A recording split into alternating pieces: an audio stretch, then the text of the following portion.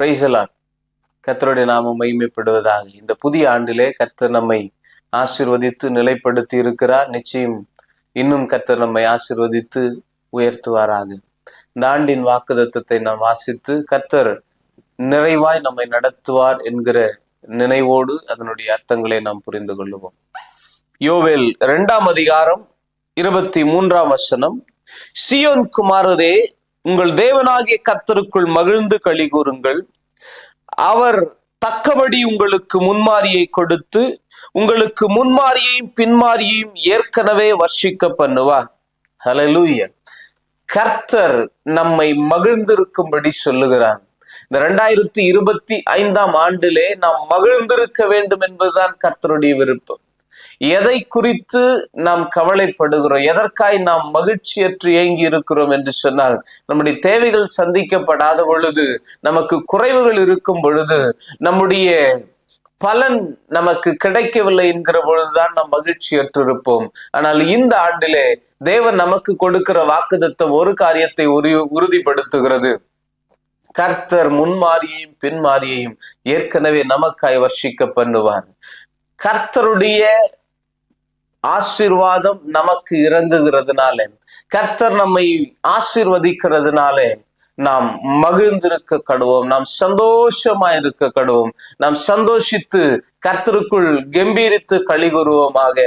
கர்த்தர் நம்முடைய வாழ்க்கையிலே நிச்சயமாக தேவையான அத்தனை காரியங்களையும் நிறைவேற்றி அவருடைய வார்த்தையின்படியே அவர் தக்கபடி உங்களுக்கு முன்மாரியை கொடுத்து உங்களுக்கு முன்மாரியையும் பின்மாரியையும் ஏற்கனவே வர்ஷிக்க பண்ணுவார். நீங்கள் எதிர்பார்ப்பதற்கு முன்பாக, இந்த உதவி வருமா என்று நினைப்பதற்கு முன்பாக, இந்த காரியம் நிறைவேறுமா என்று யோசிப்பதற்கு முன்பாக, இந்த தேவை சந்திக்கப்படுமா என்று நினைப்பதற்கு முன்பாக, இந்த தேவை நிறைவேறுமா என்று நினைப்பதற்கு முன்பாகவே கர்த்தர் அந்த தேவையை உங்களுக்கு பூர்த்தி செய்வாராக. நீங்கள் முழங்கால் படியிடுவதற்கு முன்னமே உங்களுடைய தேவைகளை அறிந்தவர்.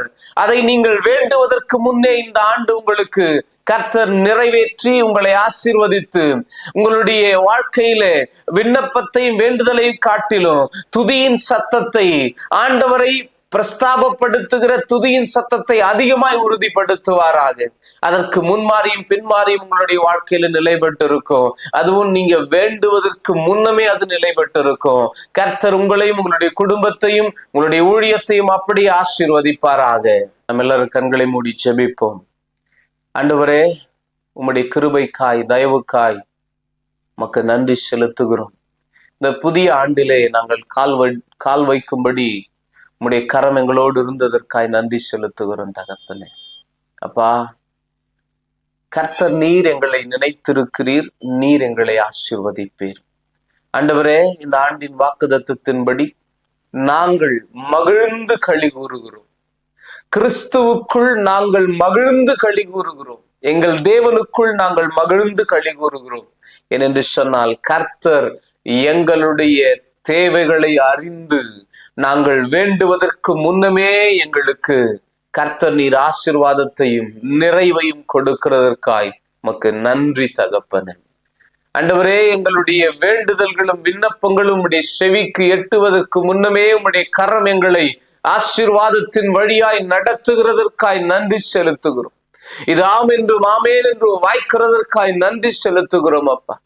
ஆண்டவரே, இந்த ஆண்டு யோவேல் 2:23 கர்த்தர் நீர் எங்களை நிறைவாய் நடத்த போகிறதற்காய் உமக்கு நன்றி செலுத்துகிறோம். உம்முடைய நாமத்தை உயர்த்துகிறோம் தகப்பனே. கர்த்தருடைய கரம் எங்களோடு இருந்து எங்களை நிறைவையும் செழிப்பையும் சமாதானத்தையும் காண செய்ய போகிறதற்காய் நன்றி செலுத்துகிறோம்.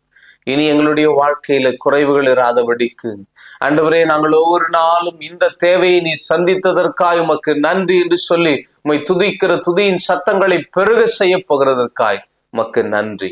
உங்களை தாழ்த்துகிறோம். கர்த்தர் நீர் மகிமைப்படும். ஒவ்வொருவருடைய குடும்பத்திலும் இருதயத்திலும் உங்களுடைய ஊழியத்திலும் மகிழ்ந்து களி கூற கிருபை பாராட்டும். ஒவ்வொருடைய இருதயத்தையும் ஒவ்வொருடைய குடும்பத்தையும் ஒவ்வொருடைய ஊழியத்தையும் சபையையும் கர்த்தர் தம்முடைய மகிழ்ச்சியினால் நிரப்புகிறதற்காய் நன்றி செலுத்துகிறோம். கிறிஸ்து இயேசுவின் மூலம் ஜெபம் கேளும் எங்கள் ஜீவனுள்ள நல்ல பிதாவே, ஆமென்.